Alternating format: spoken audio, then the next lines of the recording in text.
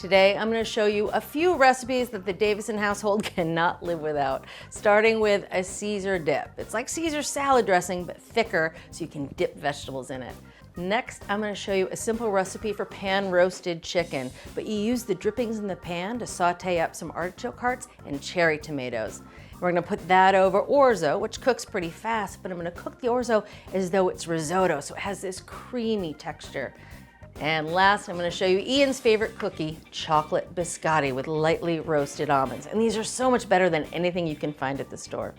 Now, to get started with the Caesar dip, it's really simple. I mean, it's basically just stirring stuff in the bowl, but I like it because it's an easy way to get people to eat their vegetables. It's kind of like a crudité dip, or if you want to be fancy, you can think about it as a deconstructed salad. It starts with mayonnaise. You want about a cup of mayonnaise. Into the bowl it goes, and I love these adjustable measuring cups because it makes measuring sticky or messy ingredients just so easy. Honey, especially, is easy in these cups. Now we're gonna go for half a cup of sour cream. These squeezable condiments, that's just brilliant. Makes measuring so easy. All right, half a cup of sour cream. And that's a good thing to remember whenever you're making a dip. The ratio of sour cream to mayonnaise, 1 cup of mayonnaise to half a cup of sour cream is the base, and you can really flavor this in so many different ways to make a quick dip. Next up, a little parsley. This is a tablespoon of chopped parsley, but if you had other herbs in the fridge, you could easily substitute them here. Now, because it's Caesar, you have to add a little anchovy. So that was 2 anchovy fillets that I rinsed and minced up. And some good parm. You can see this parm is fluffy. That's because I used a rasp style grater, and that just makes sure it incorporates really nicely into the dip. All right, we're gonna add some lemon, about a tablespoon of lemon juice. I like a lot of lemon, so sometimes I go a little over. That's about a tablespoon, extra for good luck. Now for a little garlic. I'm gonna use the rasp style grater again. This just makes a really good garlic paste so you don't get any big chunks of garlic. Now the recipe calls for 2 cloves, which is a good amount of garlic. These cloves are really big and really fresh and really strong. So I'm actually just gonna use 1 clove today. And a little bit of pepper, about 1/8 of a teaspoon, thereabouts. You can add more if you like it. Whisk it together and it's that easy. Now you do wanna let this dip sit, about an hour or so, let those flavors meld and marry. Oh, this smells good already. You can put it into a nice serving bowl. Into the fridge, again, for about an hour. You can serve this dip with any number of fresh vegetables, but I love using whole romaine leaves because you'd usually use romaine lettuce with a Caesar salad, so it's kind of like a deconstructed salad. And in that theme, I have carrots and cucumbers, but I leave them in big pieces so you can pick them up and dip them in, and some radishes are always nice, although they're not a fan with everyone in the house. I like them. Now there's no need to garnish this dip, but if you have some extra parsley or chives lying around, I think it looks pretty sprinkled over the top. This platter looks gorgeous. It kind of makes you want to eat your vegetables, which is the entire point of this dip. Now I'm going to serve with it a little wine for me. This is Grillo, which is kind of new to me. It's a Sicilian wine, light-bodied, white, really good with food, and not very expensive. So it's sort of a good wine, even if you have company over or if it's an everyday thing you want to celebrate a little bit. It's delicious with this Caesar dip. I love leaving the carrots whole and leaving the stems on the end so you can kind of, use it to dip in. So good having these fresh carrots and that dip. After it sits a little bit, the garlic mellows out. You get the backbone, a little bit of the anchovy and the lemon, and this is perfect with it. Dry, a little sweet on the end, and because we're all family, we can double dip. I love serving vegetables this way, and I like doing it before I make dinner so I can nibble as I'm cooking, and people that wander through the kitchen can nibble too. And it really takes the place of a salad at the dinner table. Plus, the dip holds for a bit. I've sent this to school with some cut up carrots in the lunchbox, so it kind of serves some double duty throughout the week. Next up, I'm going to show you how to make that quick pan roasted chicken recipe with artichoke hearts and cherry tomatoes. At Cooks Illustrated, we're food nerds. That's why every recipe we develop involves research, cooking science, and rigorous testing by our team of expert test cooks. Only the highest rated recipes earn a place in our award-winning magazine. Every issue features our latest recipes and discoveries, cooking tips, and equipment and ingredient reviews. Our step-by-step photos and hand-drawn illustrations show you exactly how to succeed. So, are you ready to become the best cook you know? Subscribe to Cooks Illustrated magazine at cooksillustrated.com today. For this weeknight chicken dish, I'm gonna start with bone-in chicken breasts, which weigh anywhere from 8 ounces to up to 12 ounces, and I'm gonna brine them. Here I have 2 quarts of cold water, to which I'm gonna add half a cup of table salt, and I've made this mistake before. You can't just stir it in there for a little bit. You gotta whisk it until it's fully dissolved, or it's not gonna do anything. Here are the chicken breasts. Now you wanna trim off that rib end, because there's not a lot of meat there, and it just takes up a lot of extra room in the pan. Chicken goes into the brine, refrigerate 30 minutes up to 60 minutes. This chicken is out of the brine. I'm gonna pat it dry because you don't want it to be wet when it goes into the pan, and season it with some pepper. Obviously, it doesn't need any seasoning of salt at this point after the brine. Now we're gonna brown the chicken really nicely on both sides in a 12-inch nonstick skillet using just a tablespoon of olive oil. Now you really wanna focus your attention on that skin side, get it good and brown, which takes about 6 minutes. And don't forget the back side. You want to cook that too until it's lightly browned for 2 to 3 minutes. That chicken is gorgeous, isn't it? I love it how you can get the skin good and brown, because now it's going to finish in the oven. And to do that, I'm going to transfer it to a baking dish. Now this guy's honking. He's so much bigger than the other ones. I'm going to put him on the end. He's probably going to take a little bit longer in the oven. The others will cook more quickly, but that's okay. I'll keep my eye on them. And the key to getting tender chicken breasts is to roast it until they register 160. So if you have to take a few out of the oven earlier, it's all right, but that's how you keep them nice and juicy. Ripping hot oven, 450 degrees. These will take anywhere from 20 to 30 minutes to finish up. While that chicken roasts, it's time to make the side dish, which is orzo cooked in the style of a risotto. If you are so inclined, you could call it orzotto if you want to impress somebody at the dinner table. But the feature of this particular dish is fennel that we're gonna caramelize in the pan with some onions, and it adds this sweet, savory flavor that I think is the best orzotto around. All right, so here's a nice head of fennel. I'm gonna cut off the stems. Now sometimes if you get fennel that has these beautiful fronds, I like to set those aside and I'll mince them up and I'll use them almost as a fresh herb. The key to cutting fennel, or at least how I cut fennel, is I cut it in half and then you expose this core, and I go in with the tip of the knife and I sort of cut out a pyramid shape of the core. You can kind of see where it is and where it isn't. All right, go on with the tip of the knife, cut it out. Now some of the layers of the fennel fall off, and that's okay. Some of these outer ones are a bit leathery and brown. You don't want to cook those. They never soften up right. And then if some big pieces fall off the tops, I think that's great. It makes them easier to cut. And then you just kind of cut them into lengths and then chop them up. You want to chop them pretty fine. You want them to mix nicely with the onions that we're cooking. Lots of ways to cut fennel, but making sure they're all roughly the same sized pieces is the important thing so that they cook at the same rate. Into the bowl with the onion it goes. That's just one onion. And we're gonna cook these together in a little butter in the saucepan until they're nice and caramelized. That takes about 10 minutes. You can see that onion and fennel are nicely browned and softened, and it's time to add the garlic. 2 cloves of garlic right through the garlic press into the pot. Some fennel seed, a 1/4 teaspoon of fennel seed, really reinforces that fennel flavor, and just a little bit of red pepper flakes for heat. Now you only need to cook this about 30 seconds till you can smell it, and then in goes the orzo. 1 cup of orzo, and we're gonna toast this and stir it into the onions and the fennel and all those spices. Let it cook until it's slightly toasted, which takes about 1 minute. Next up, the wine. 1/4 cup of dry white wine goes in. I like to measure it by eye right from the bottle. And you want to cook that until it's evaporated, about 1 minute. And then in goes the broth. 3 3/4 cups of chicken broth. And that's the right amount for 1 cup of orzo. Add that all in. Make sure you scrape up any browning from the bottom of the pot. And we're just gonna let this simmer until the orzo is nice and tender and has that creamy consistency like risotto. It takes about 15 minutes. This risotto has been simmering away and it is perfect. You can see it's nice and tender and it has that risotto-like quality. And that light brown color, that's because of all the caramelization on the fennel and the onions. I'm gonna scrape any browning off the sides, make sure all that flavor gets in. I'm actually gonna turn the heat off. Now it's time to finish it with some Parmesan, like you would a risotto. So here I have some finely grated Parmesan. It's about a cup finely grated Parmesan. Stir that in, let it melt. Oh, this is one of my daughter's favorite side dishes. In fact, every once in a while, she asks me to make it for her as an after-school snack because I think it's just so homey and comforting and feels good in your stomach. Nice and hot, off the heat. Gonna cover it to keep it warm while we finish up the chicken. Now, as I mentioned, that one chicken breast was really big, and it did indeed need some extra time in the oven. So 3 of them are already out of the oven. Now time to see if that last guy's ready. All right.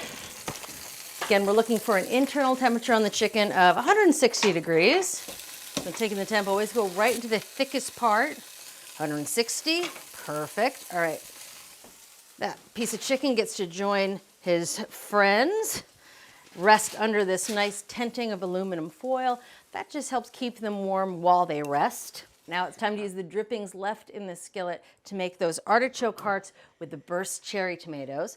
So you want to add a little oil to the pan. There might be some fat left over from browning the chicken. You want about a tablespoon of oil. You're going to let that heat up over medium heat. Meanwhile, I'm going to get the artichoke hearts. Now these were actually canned. What I did is I drained them, I cut them into quarters because they were whole, and I put them in the microwave. Now you can use canned or jarred or even frozen works well if you thaw them first. But the trick is to toss them with some salt and pepper and microwave them in a bowl about 5 minutes. That heats them up, but more importantly, it helps all that extra packing liquid get out of the artichoke. That's why it's in a nice colander. And you can see at the end, they're beautiful. And it's a really convenient product to use without having to fuss with fresh artichokes. So we're gonna brown the artichokes in this skillet. That's a good sound. All right, spread them out. So artichoke hearts are a little on the delicate side, so I'm gonna be ginger with them. We're gonna brown these on all sides. That takes about 8 minutes or so. Get a nice even layer so that all the artichokes are making contact with the pan. Give it a little shake-a-shake-a. While those cook, we're gonna make the sauce for the chicken, which is a simple vinaigrette. All right, we're gonna start with about 3 tablespoons of olive oil, a little fresh lemon juice, about 2 tablespoons, a little more lemon, some garlic, repeating flavors you see here. Again, using this rasp style grater just to grate the garlic nice and fine right into the vinaigrette. All right, so a little fresh oregano, about a teaspoon or so. And any herb you have on hand will work well here. Oregano in, pinch of red chili flakes. There we go. And that's it, it's as simple as that. But this over that gorgeous brown chicken is just delicious and tastes great with the orzo. All right, set that aside for serving. Let's take a look at those artichokes. Oh, see that nice char on the artichokes? That's what you want. That's some really nice flavor. Oh, that's beautiful. All right, now time to finish them off with the cherry tomatoes. Here I have 2 cups of cherry tomatoes, and they've been washed and halved, and using multiple colors is just fun. Right into this hot skillet they go. Also gonna add 2 tablespoons of rinsed capers. So the tomatoes and the capers, they just take a minute or 2 to heat through. You want those cherry tomatoes to start to wilt and burst open. And the pan really is pretty hot at this point, so it just doesn't take much time. Oh, that looks perfect. Those cherry tomatoes are just heating through. And we're ready for dinner. Here is the chicken that has been resting. And man, that is beautiful. I love that there's one big piece. That's gonna go whoever's the most hungry today. Right onto the platter. I just love that the skin just gets that gorgeous. Let's bring over the artichoke hearts. Sprinkle them around the platter. Now for the sauce. I put it on the chicken, but I kind of like it when it gets all over everything. And the lemon and the garlic, they hit that hot chicken. It gets so aromatic. A few fennel fronds tie the dishes together.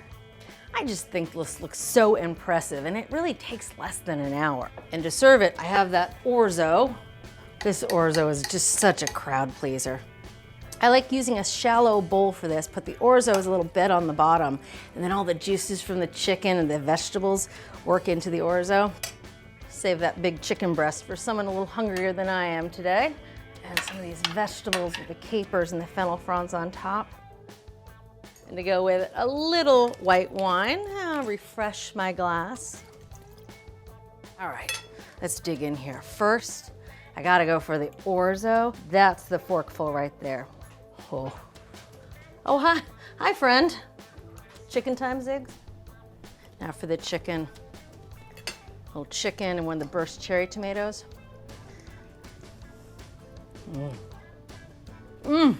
This is the best way to pan sear a bone-in chicken breast because the skin gets gorgeous and crisp, but the meat stays good and juicy, and it has flavor because we brined it.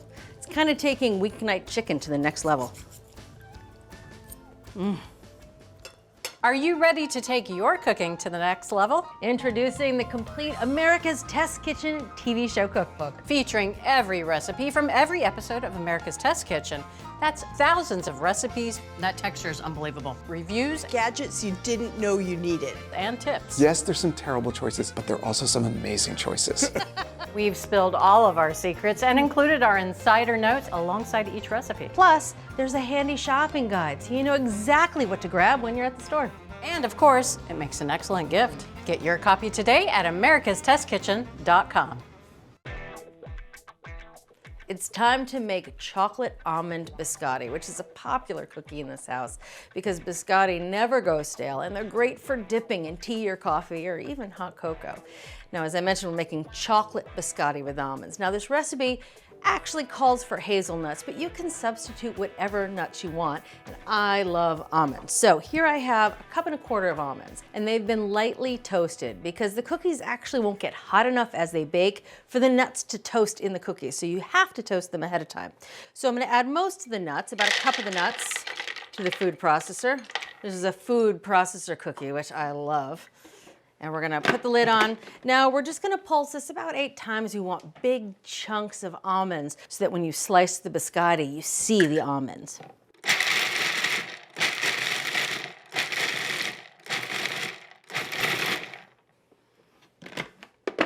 All right, that's pretty good. You see you have some coarsely ground nuts. There's a variety of textures in there, and that's completely fine. So now we're gonna grind the remaining 1/4 cup of nuts. It takes about 45 seconds.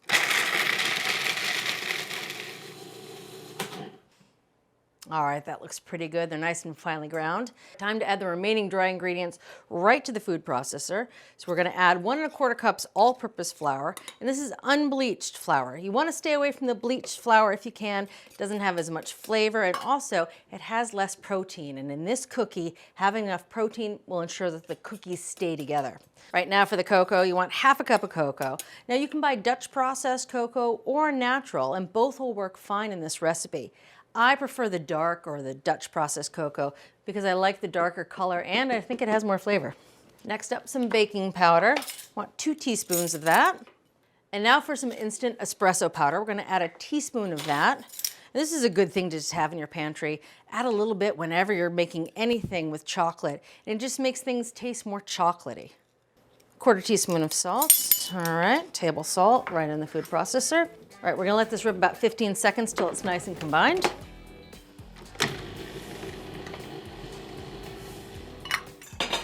Into a nice big bowl this goes. Oh, that's the smell of cookies right there. Get it out of the corners of the food processor. That's where all the finely ground nuts seem to hide, right in the corners. All right, no need to wash this bowl, but we are gonna put the eggs back in the food processor. And this is what I think is so cool. Instead of whipping the eggs using a stand mixer or a hand beater, we're gonna use the food processor. And by whipping the eggs, you just add a little bit more air into the dough. All right, so 2 large eggs, crack them right into the food processor. Okay, we're gonna turn this on, let it go for about 3 minutes until the eggs have doubled in size and they look foamy.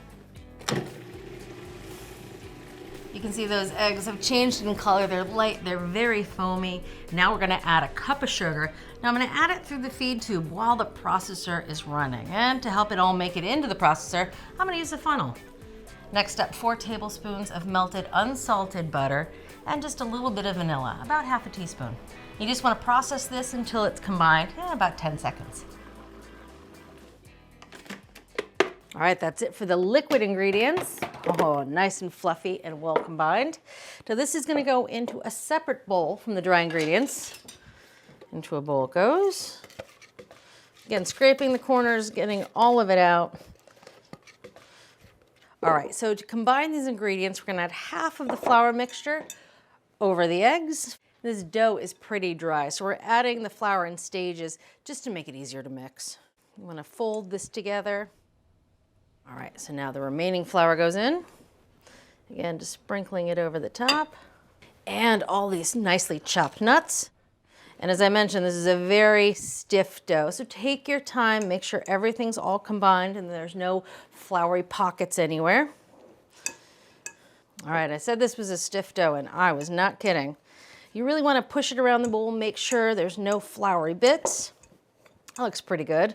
Kind of has the consistency of Play-Doh, which is perfect because we have a lot of molding to do. In fact, I made some templates.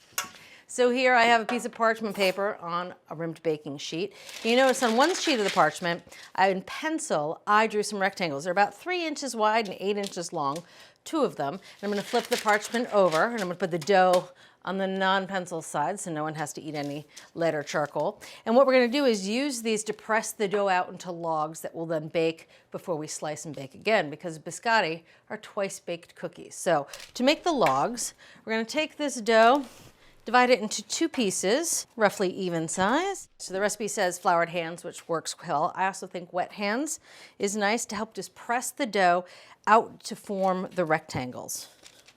I have to say, shaping these rectangles, it's not just for looks, because these cookies, they have to be twice baked and they're very dense on the inside. And to get them to dry out and have the proper texture, you need to have an even log going into the oven. Those are getting close to the right shape. Now here's a trick. It's actually in the recipe and it works like a charm. Take a spatula, you want to spray it really quickly with veg oil spray, and then we're going to use it to help smooth out the top and the sides so you have a nice flat level log of cookie dough. Now this is time really well spent, because not only will you ensure that these bake at the same rate, but you're compacting the dough a little bit so they won't crumble apart as much when you slice them. That looks nearly darn perfect. One last step before they go into the oven, and that is an egg wash on the top. Just adds a nice sheen to it. Again, helps the cookies hold together. So I'm going to separate an egg here. We just want the white. Save that yolk for something else.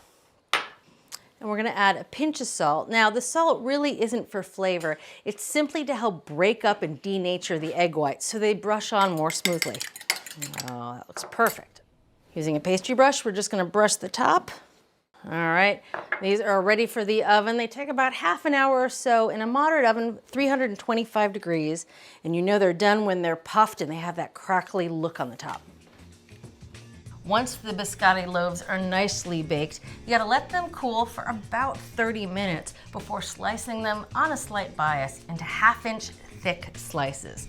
Then those slices go in a wire rack and they go back into the 325-degree oven to dry out, and that takes about another 30 minutes. And then they gotta let them sit on the counter and cool for at least an hour. These biscotti are ready to eat. And the one thing I like to do before I eat biscotti is break it and see how hard it is. Oh, it's perfect. Has a little bit of give, but it's not gonna be a tooth breaker. And it's a dunker. Oh, and a nice fresh cup of coffee.